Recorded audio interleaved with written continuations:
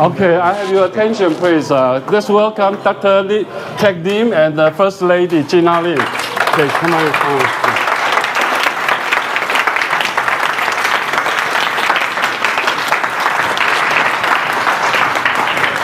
They actually arrived Wednesday night. And so yesterday, today, yesterday and Thursday have a very busy schedule today. So 3 days, like back-to-back agenda. So it's really a great effort for to see Ted coming to see us. So I'm going to because most of us can understand Chinese, so I'm going to change myself the clock to Chinese. 首先呢，我先自我介绍一下。我是胡国林，我是1987年去 NJIT， 那1989年毕业，那之后呢，我就直接在华尔街做事。那在华尔街做了大约10年，我后来决定创业。那中间很多小故事，你有兴趣可以我们私下谈。那创业以后，其实我觉得我人生里面非常幸运，就是说我每一步生命中总是有贵人出现，让我觉得说我有很多要 appreciate 的事情，所以我在差不多50岁的时候呢，我跟我太太就有一个心愿，我们希望说人生不能每件事都为自己做，我希望说能够为别人做，所以我大概50岁的时候呢，我写了第一张 check 给 NJIT。那我也没有署名，就只是因为有 return agent 就我家，结果人家就找到我们家来了，然后就是我们 Dr. Joe Brown， 他说，哎，这个华人呢捐款的还不太多，我跟你吃个饭，然后透过吃饭，我才渐渐了解说，我印象中的 NJIT 已经完全的 transform， 真的非常非常大的改变。Joe Brown 邀请我去学校看了一下。然后让我回想到当年我们在像跟我同期的，在1987左右，如果并不是一个很 safe 的 school， 我们现在人关起来可以讲，我们去的地方是最好，但是我们关起门来我们可以讲，那如果的时候确实去那边有些 safety concern， 那对我来讲，那个是我唯一 afford 得起的学校，那。我一直很感谢，就是说 NJIT 它对亚裔学生非常的 generous。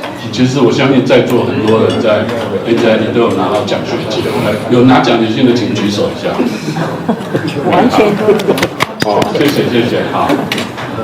没有拿奖学金不是你拿不到，你忘记去申请。那请校长帮我们讲一些话，谢谢校长。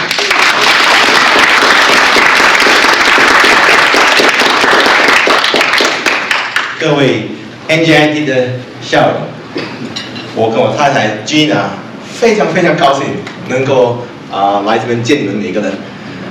First of all, I want to thank Jordan. Thank you.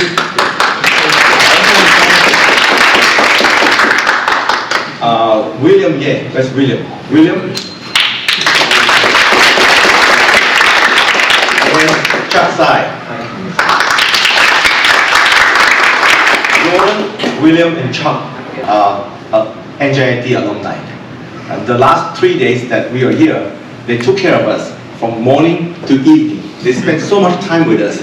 I can see, their passion towards NJIT, and also I can see their passion and their being proud of a graduate of NJIT. So I want to thank all 3 of you for offering such a fine hospitality. I always say this.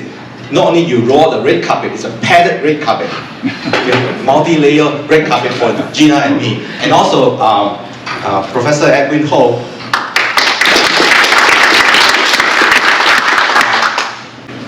I really like what Jordan said about helping others. Several years ago, during the pandemic, I was still in Dallas, Texas. I was the president of University of Texas at Arlington.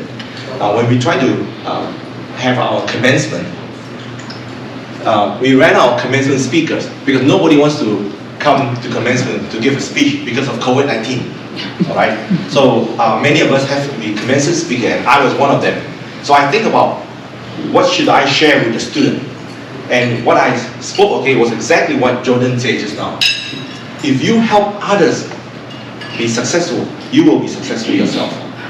Alumni who ask me, okay, how can I help you? Okay, and my answer has always been 3 I.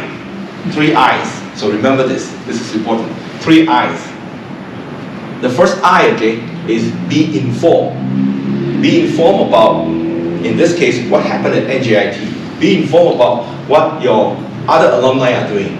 Be informed about what activity are going on in Taiwan, in Taipei or Tainan related to NJIT. So be informed. That's number 1. Number 2, okay, is be involved. So I want to thank all of you for coming here. The fact that you're here, you're involved. You're involved with the mission of NJIT. Be involved.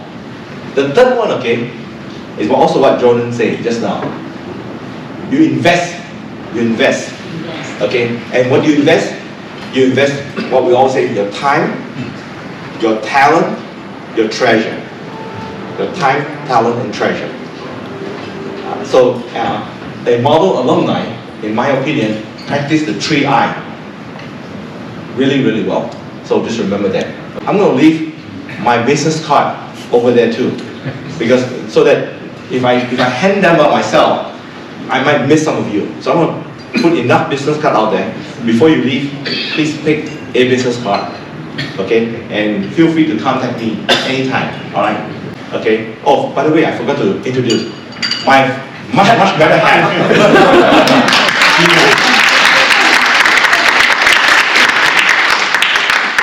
Much better half, Gina. I cannot do this job without her. Okay, she kept me straight, and she support me, and I support her too. And she, is one of your greatest ambassador of NJIT. She spent so much time on campus. She actually worked for NJIT, and if you see her fingernail later, it's branded with NJIT. Even her fingernail. I'll tell a small story. We were in an elevator. There are 2 students standing beside us in an elevator at NJIT, a male and a female. And I just arrived at NJIT during that week, not too long ago. And they were talking, and then the guy noticed her fingernail. He saw her fingernail, and he looked at her and said, "You are the new president." So he did not recognize me as the new president until he saw her fingernail. So thank you, honey. Thank you so much.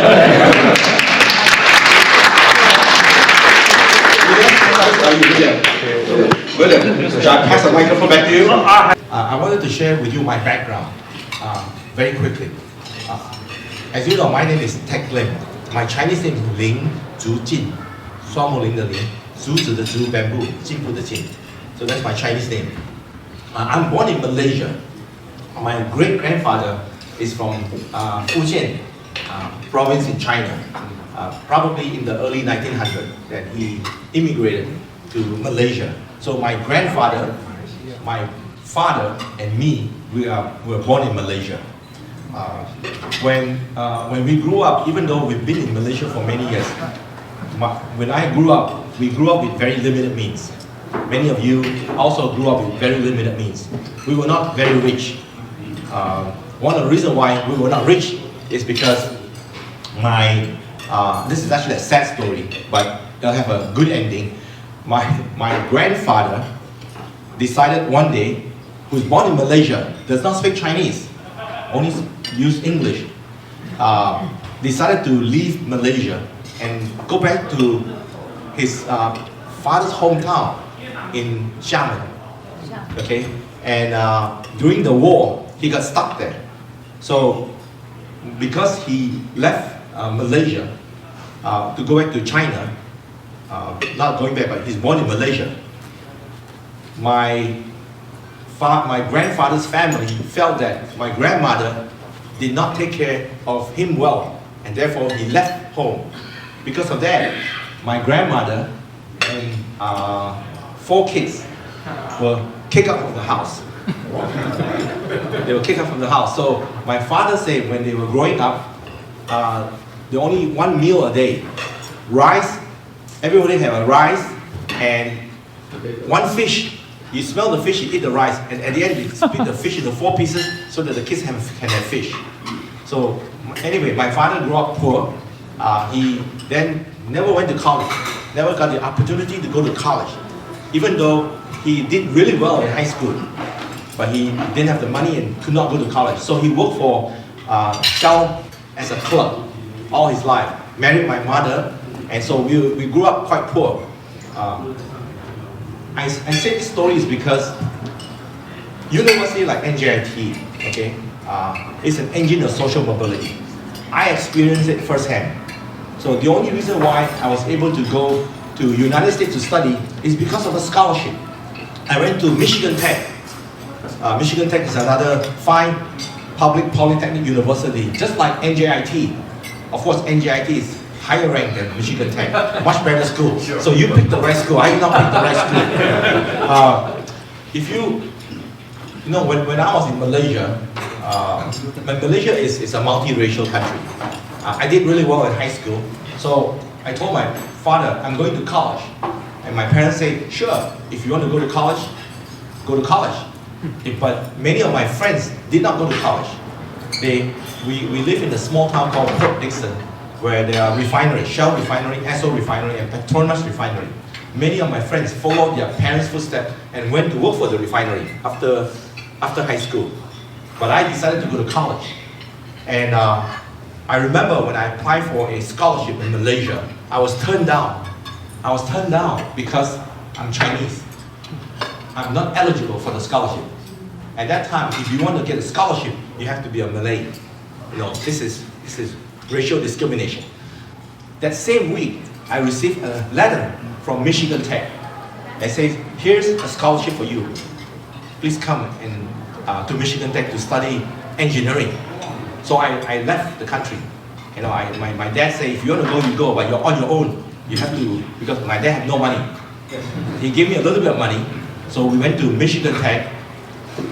Anyone know where Michigan Tech is? It's in the Upper Peninsula of Michigan. Michigan Tech people live farther north than 75% of Canadian population. It's very far north. Snow, 200 inches a year of snow. So when I arrived at Michigan Tech, I said, oh, no wonder why they gave me a scholarship. Nobody wants that scholarship. So imagine going from, you know, a tropical country all the way to a really cold climate, much colder than New Jersey. So all of you who went to New Jersey, you again picked the right university. But my story, okay, is that because of that scholarship, you know, I had an education, great education, and because of the education, you know, I had when I graduated from United States, I had an excellent job.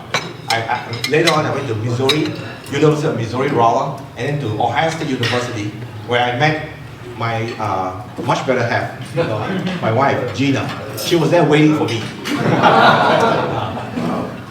So, you know, this education is so important because the education allowed me to have a better life. It allowed my son to have a better life. It allowed my grandkids to have a better life. If you don't know, my wife and I, we are grandparents already. We have 2 grandkids. They live in Brooklyn. That's one of the reasons why we moved to NJIT, very close to our grandkids.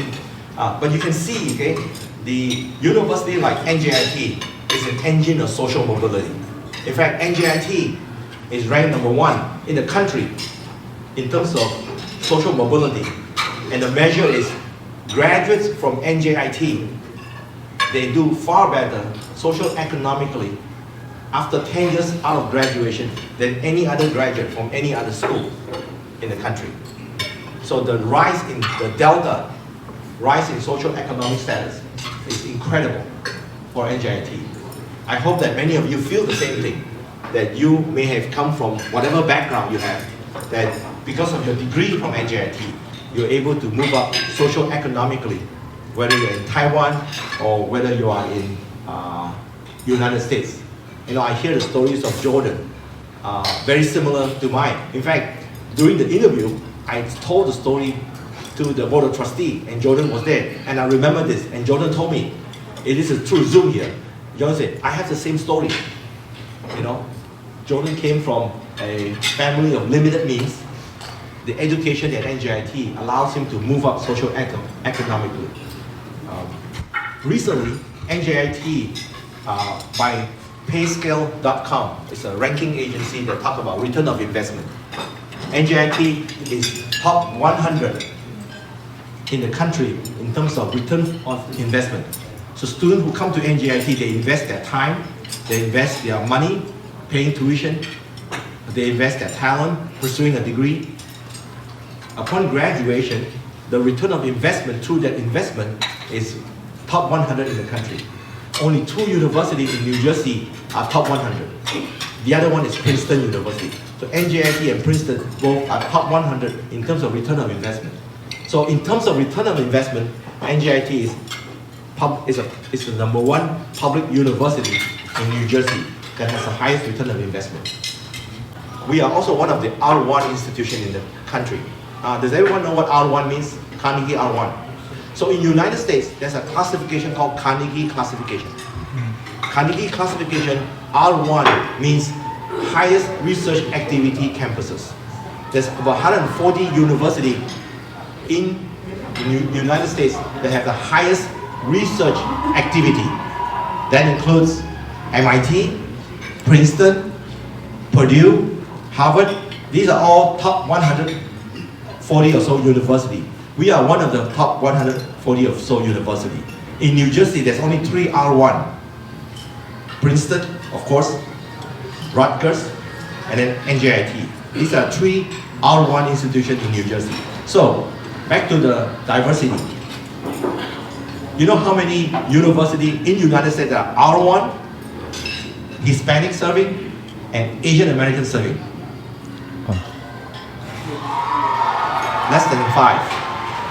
So when we get a designation of Hispanic serving, NJIT will be in a very special class by itself because of the diversity, because of the research, and the innovation that goes on. We become a class by ourselves. Okay. Jordan mentioned about an organization that we have called New Jersey Innovation Institute. New Jersey Innovation Institute is a non-profit research arm of NJIT. It's a wholly owned subsidiary of NJIT. In fact, we are in the process of hiring a president of NJII, New Jersey Innovation Institute. The president of NJII report to me, president of NJIT, because we own NJII. NJII was established about 7 or 8 years ago. It was established for the purpose of serving as a pathway, a conduit between industry and NJIT. So in NJII, there are 4 divisions. The healthcare division. In fact, the healthcare division, we run all the medical records in New Jersey. And then there's also a defense division. We do a lot of partnership with Department of Defense. The strongest partnership is with the Picatinny Arsenal. There's many of you, do you know there's a Picatinny Arsenal in New Jersey? Yes. Okay. It's an army military depot. And they develop a ballistic missile on that facility. So we have a strong partnership with Picatinny. And the third one, okay, is education. We call it NJIT Upskill Education. Why education is important? You know, if you think of NJIT as a business, what have we been selling for 140 years? Oh, by the way, you know, the history of NJIT is 140 years, right? In the 140 years, there has never been a non-white male president. Oh. I am the 9th president, the first non-white male president of NJIT. 9 is actually a good number. 9 in Chinese is a lucky number, right? So it's good to be a 9th president of NJIT, the first non-white president of NJIT. So NJIT has come a long way, right? So 140 years of history of NJIT, okay? We have been selling degrees. If you think of us as a business, what have we been selling? We have been selling degrees. Moving forward, okay, we have to diversify. We have to diversify our portfolio, just like any businesses we want to do. And one of the ways to diversify why do we need to diversify our portfolio? Because state funding is very limited. In fact, state funding is going down every year. Also, we cannot increase tuition by a lot, because if we increase tuition by a lot, then we won't be a place that I consider affordable and attractable. NJIT is always attractable because of the degree that we offer, but we have to be affordable too, affordable and attractable. If we are going to be affordable, we cannot always increase tuition. So we only can increase tuition by very, very low. We still need money to operate. Therefore, we need to diversify our revenue sources. And one way to diversify our revenue sources, is to come up with different product. The different product that we're embarking on, this is since my arrival here at NJIT, is we need to offer certificate. We need to offer stackable credential. We need to offer just a coursework to non-traditional students. During the pandemic, when I was in Texas, I was part of the Texas Higher Education Commission to do a study on workforce in Texas. What we found out, is that 50% of the workforce in Texas cannot continue their job effectively. And that number, I'm sure, is similar to New Jersey. 50% of the workforce cannot continue their job in a productive, effective way. Do you know why? The reason is because, number one, the pandemic changed everything. It changed the nature of our job. It makes it more digital. A lot of the workforce in the United States, they are not ready to be thrust into a digitally based workforce. So that's one reason. Second reason, many people quit. You remember they call the mass resignation in the United States? Many people quit for a variety of reasons. Some people don't want to deal with the virus, COVID-19. Maybe COVID-19 caused them a lot of stress and they want to retire and quit.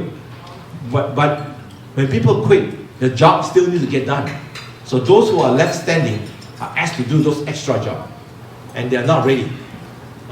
So the solution, is university like NJIT. We have the intellectual capacity, we have the curriculum, the portfolio that we can repackage and offer new degree programs. So that's another division of NJII. The last division of NJII is what Jordan mentioned just now. It's an incubator. We have the largest incubator in the city of Newark.